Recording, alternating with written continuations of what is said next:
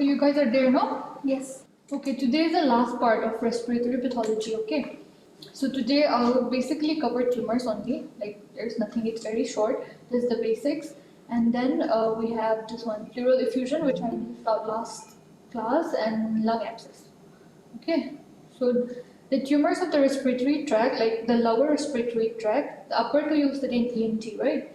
So the lower respiratory tract, you have the lung and the pleura. So from the lung, you can have mostly carcinomas from the bronchial epithelium, from bronchial glands, or the alveolar lining cells, or as sarcomas. Sarcomas will be from the connective tissue, the interstitium, no? So carcinomas, they are divided into mostly SCC, adenocarcinoma, small cell carcinoma, like that. And according to the degree of differentiation, we can say well differentiated, moderately differentiated, or poorly differentiated, okay? So extension and metastatic spread determine their prognosis. And that is a tumor of the lungs. For the pleura, you can have mesotheliomas. Both tumor classification documentation of its spread, grading, and staging are important responsibilities of pathology. Okay. In addition, lungs are frequent sites of metastasis from other locations. Okay, so you can put it into three categories, right? One, lung tumors arising from the lung parenchyma itself. Okay. Under that, we have carcinomas and sarcomas. Carcinomas, we have SCC, adeno, small cell carcinoma, and large cell carcinoma also. Okay, and then carcinoid tumors right there. So, and the other one is tumors arising from the pleura, the cells lining the pleural cavity.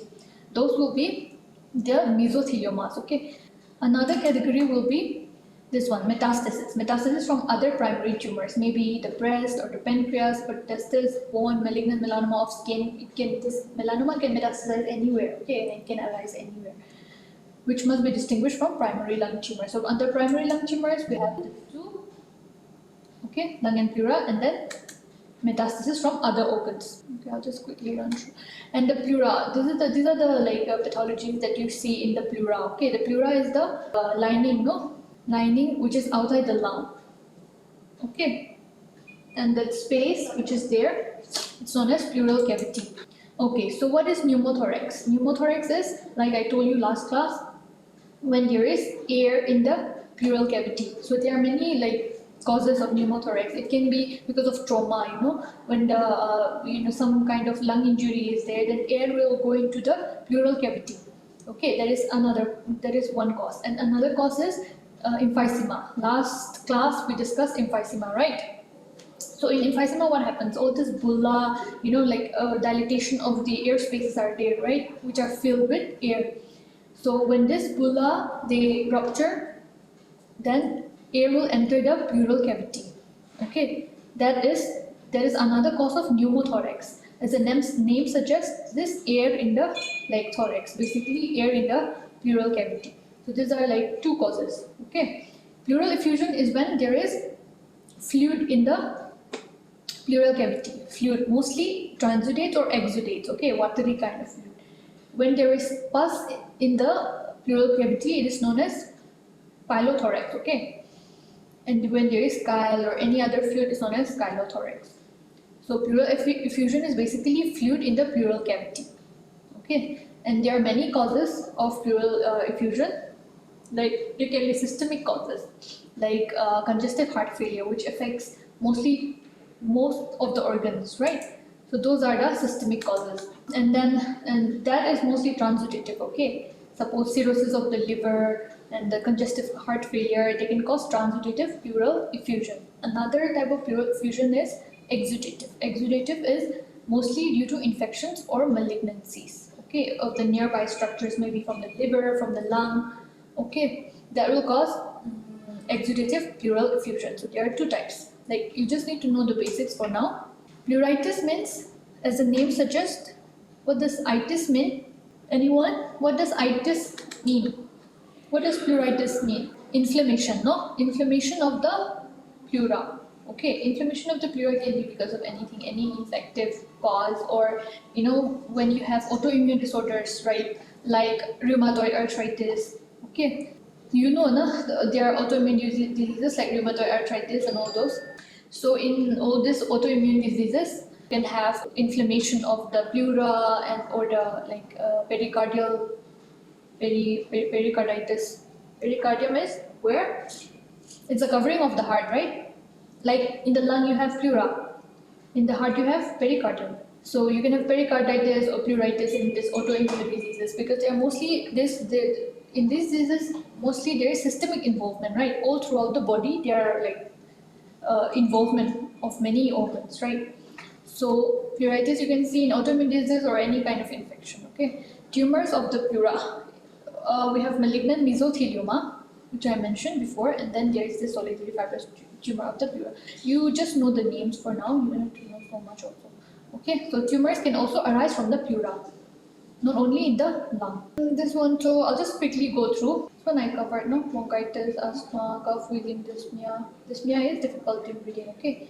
Pneumonia, you can have cough, fever, chills, rapid respiration, dyspnea. Okay, so pneumonia we already covered, but I just wanted to show you this one. These are the causes, okay? Like if you did tell you to enumerate the causes, mostly you have bacterial pneumonia, the most common one, okay? And then you have other causes like virus, atypical pneumonia it's called, okay? Viral pneumonia is atypical pneumonia because it doesn't involve the pleura as such, like here, no? It doesn't involve the alveoli, the air spaces as such, it involves the in-between, no? The interstitium, the connective tissue part, it involves there, okay? These are the most common bacteria causing respiratory infections, including pneumonia, Streptococcus pneumoniae, Haemophilus influenza, you can see in infants and children, okay, most common encapsulated organism. Staphylococcus aureus gram-positive can cause, very common cause, Mycoplasma pneumoniae. This will cause atypical pneumonia, okay, Mycoplasma pneumoniae, and some virus will cause atypical pneumonia. There's three morphological patterns. This one, so I already told you, na? Lobar and bronchopneumonia will be there. Bronchopneumonia will have patches, no, in the lung. Lobar pneumonia will involve the whole lung. And interstitial pneumonia is like one of the types of atypical pneumonia, no, where there is like, you can see the arrow, right? Here, these are interstitium of the lung, no, not the air spaces. The surrounding connective tissue, this area will be like involved. That is known as interstitial pneumonia, okay? So that is interstitial pneumonia. So this is like the broad classification: lobar, bronchopneumonia, and interstitial or atypical pneumonia. Okay, these are mostly caused by viruses: RSV, adenovirus, Mycoplasma, Legionella. You just need to know some examples. Like remember Mycoplasma, that's enough, and then some viruses. Okay. Then there will be diffuse patchy inflammation localized to interstitial areas at alveolar walls, distribution involving more than or equal to 1 mole. Like this is variable, but mostly it will involve the interstitium. That's why it's also known as interstitial pneumonia or atypical pneumonia. Okay. So, and these are like the common ones. Okay, this bronchopneumonia is common, very common. So, Staphylococcus aureus, Haemophilus influenzae, Klebsiella, Streptococcus pyogenes, all this can cause inflammatory bronchioles. They mainly involve the air spaces, no, the bronchioles, the alveoli, these air spaces. I told you, na, exudates, all these cells and leaky capillaries will discharge their contents, no, in the empty space, in the alveolar spaces. So there will be consolidation. There will be consolidation, meaning solidification, no? And lung abscess. Okay, so what is lung abscess? Abscess is a collection of neutrophils, no? Basically, collection of neutrophils, exudates, and all this. Like it is a complication. Lung abscess is a complication of pneumonia or any other infection. Okay, there will be a localized area, collection of all this pus and everything, no? So on X-ray, it will appear as this thing, okay, solid area, and then there might be cavitation also. There will be that fluid level, no? Air fluid level will be there inside, okay? So lung abscess is localized collection of pus within parenchyma, usually resulting from bronchial obstruction. For example, cancer also can cause. How? Like because of the obstruction, the secretions cannot go out, no? So it will become a nidus it will become this thing, no? For the bacteria to grow, okay? So the cancer also can cause if it causes bronchial obstruction or aspiration of gastric contents. And there is something called aspiration pneumonia. Okay, in all these bedridden patients, who cannot move around, like paralysis or any other because of any other reason. If they are like bedridden for so long, and they cannot they cannot control their reflex of the upper respiratory tract, then there can be aspiration of the gastric contents into the respiratory tract. And as you know, gastric contents and all this oral this thing, no? We have oral flora, no? Oral flora also. We have many other bacteria, no? So this bacteria will get into the respiratory tract, and that will cause an infection and abscess will be formed. Okay, especially in patients predisposed to loss of consciousness. Loss of consciousness. Why? Because of this loss of consciousness, they won't be able to control their reflexes. Okay, basically. So that's why alcoholics or epileptics often due to Staphylococcus aureus or anaerobes. Okay, this lung abscess most commonly due to Staphylococcus aureus or anaerobes. Anaerobes are like those bacteria not requiring oxygen, no? So these are the common causes. You need to know so much in detail, but in neonates, usually group E, Streptococci, E. coli, children, viruses, Mycoplasma, Klebsiella, this one, Chlamydia pneumoniae, Streptococcus pneumoniae, okay? Adults, Mycoplasma, elderly में anaerobes mostly. So, and like there are different types of pneumonia, okay? In special groups like alcoholic or IV drug user, you can get this kind of organisms, aspiration, mostly anaerobes, okay? Atypical, I told you, Mycoplasma is a classical example. Cystic fibrosis patients will have different. Immunocompromised, all this. And this pneumocystis, 0BC, okay, in HIV patients. This one you remember, pneumocystis, 0BC, or pneumocystis carina in HIV patients, in immunocompromised patients, and nosocomial meaning hospital acquired. So patients who has been in the hospital for so long, they'll catch infection from the hospital itself. That is known as nosocomial pneumonia, okay. Then postviral. This one lobar I already told you. Just to show. This is lobar pneumonia. Can you see lobar pneumonia is like involving one whole area, no? Here it's patchy, like it's in the interstitium, in the connective tissue. So it appears like, small septa. Okay, so lung abscess, I already told you, it's a localized collection of pus within the parenchyma.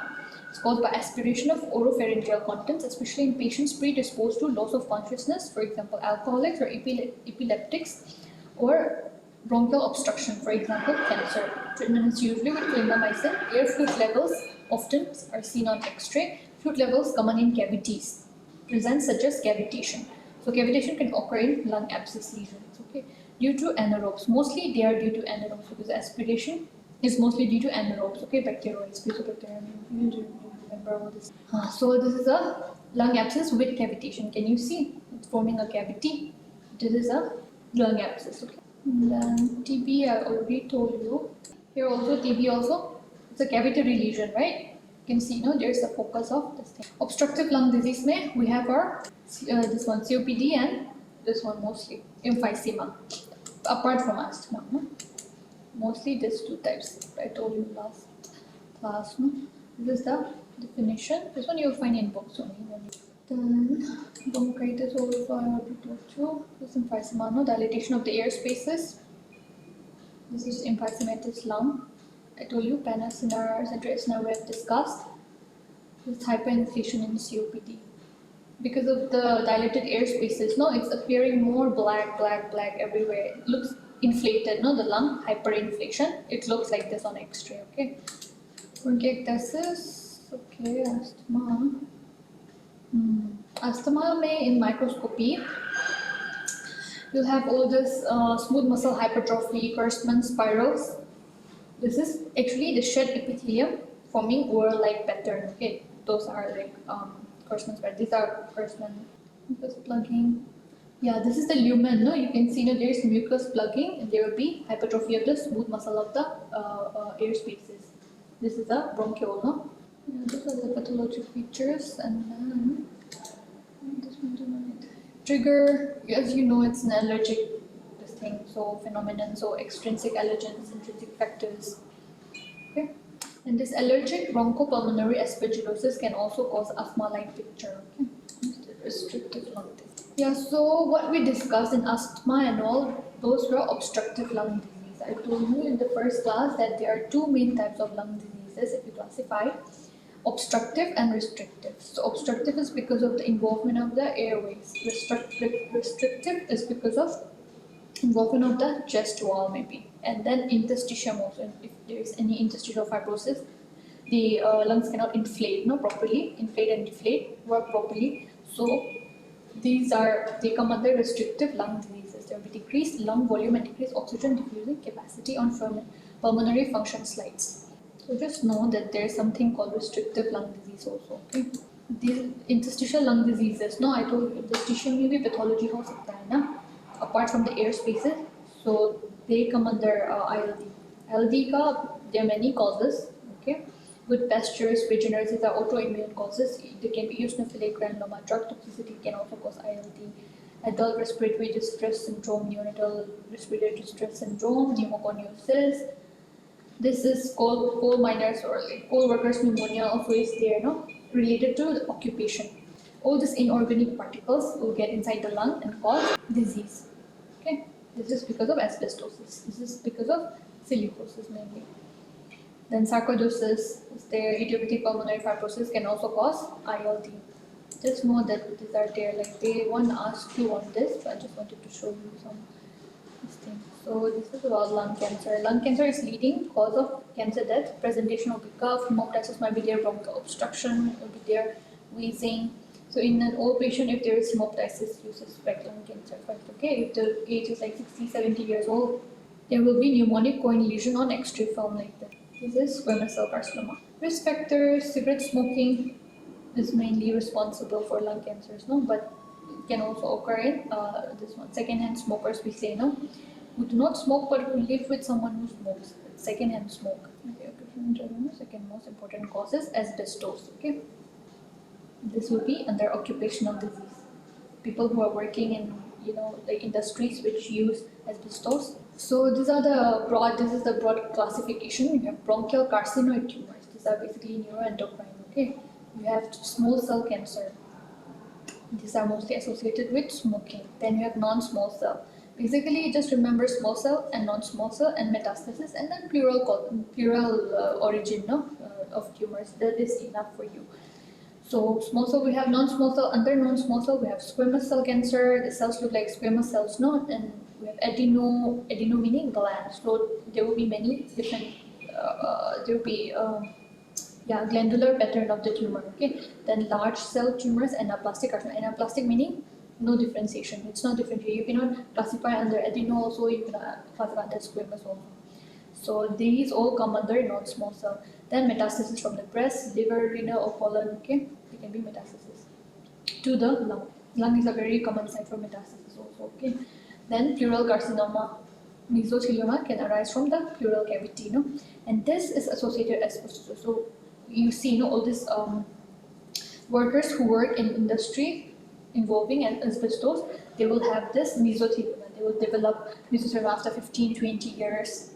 Okay, and that arises from the pleural cavity or the pleural cells, not the this one, not the lung parenchymal cells.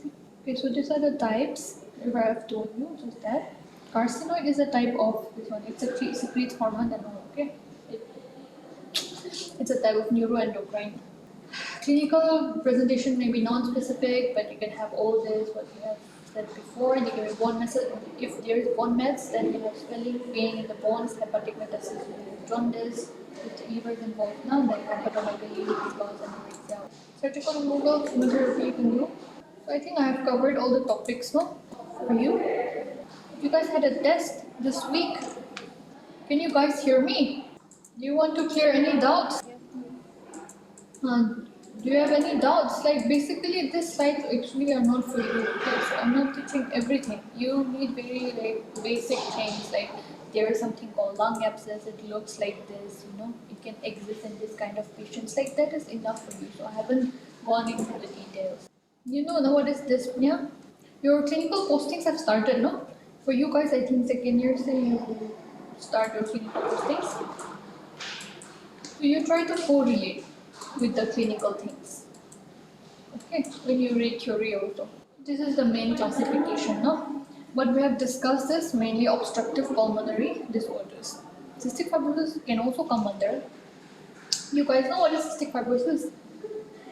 There is increased secretion of mucin, okay, like mucus, that will block the airways. So basically it will become a it will become an obstructive disorder. So they have categorized under this. But basically what we have is COPD. COPD comprising of chronic bronchitis, one in larger airways, and then emphysema in the smaller airways, the alveoli. Okay, so this collectively known as COPD, chronic obstructive pulmonary disease. No, then we have asthma. Asthma is also a problem of the airway, so it's obstruction basically. They all come under obstructive pulmonary disease, and bronchiectasis because of the dilatation in the airways. No, so these are obstructive pulmonary disorders. Then restrictive may, as I said, there are sarcoidosis, asbestosis, pneumoconiosis, and these are mostly involving the interstitium, okay, not the air spaces, the interstitium. Adult and neonatal respiratory disease syndrome, with Pasteur syndrome, okay. And then pulmonary infections. We discussed about tuberculosis, bacterial pneumonia, and interstitial pneumonia. These are mostly caused by viruses, okay. Then vascular disorders.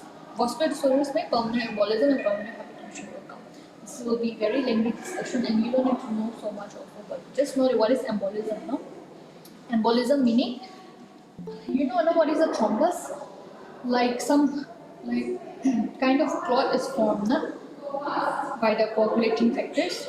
It blocks the airway. Okay, a clot is formed. It blocks the airway.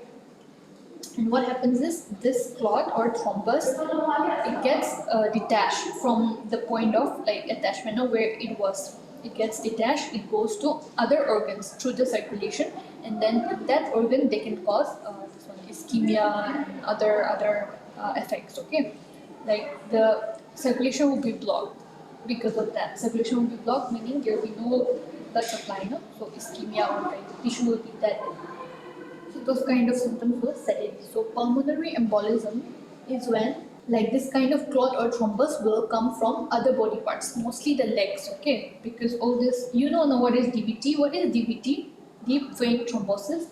Deep vein thrombosis is when the deeper veins in the leg, okay, when they are immobilized for a long time, when the leg is not working, in bedridden patients, or maybe post-operative, you have patients after surgery that you have to care for later. So this after surgery, they are bedridden for so long because they cannot walk. So these patients are at a high risk for DVT. DVT is deep vein thrombosis. Inside the deep veins of the leg, there will be formation of thrombus or clots. Okay, so this thrombus will form inside the leg, and it will block the circulation, the vessels. So there will be swelling and pain of the legs, okay, in the legs. So what happens is when this DVT gets dislodged from its original place and goes to the lung ka circulation. For example, this large arteries are there, no? When it gets blocked, then it's a very catastrophic and dangerous event, okay? Because why is it? Because the lung and heart, they are very important organs for survival, right? For the circulation. And the thing is, when it gets blocked, then you'll have many effects. There'll be no oxygen, lung has to bring in the oxygen, and if air exchange takes place, the heart will get affected. Circulation as a whole will shut down, So that kind of affects.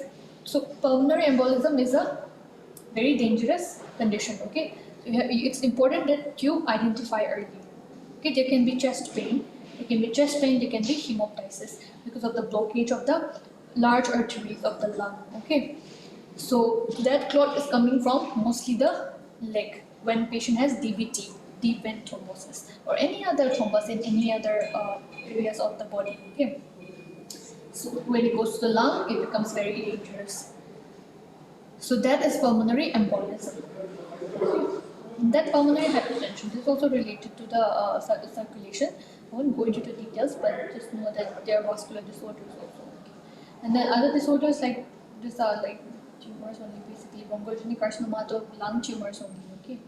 Then pneumothorax, what I told you about the pleura, again we have no pneumothorax, pleural effusion, pneumothorax meaning air in the pleural cavity. And then pleural effusion is fluid in the pleural cavity. If there is pus, it's pylothorax. Then obstructive sleep apnea, this is different. It's like this is a pneumothorax. I don't understand. Pulmonary edema, ARDS, infections. That much only. Okay, I think I will wrap up now. You guys go back and read from Robbins, okay? The basics. If you have any doubt, you can ask. Anyone has any doubt you wanted to ask? This will be the last class, I think, for respiratory system. Or at least the basics should be clear, no? So like, these slides have like very high-fi things, which is not really required.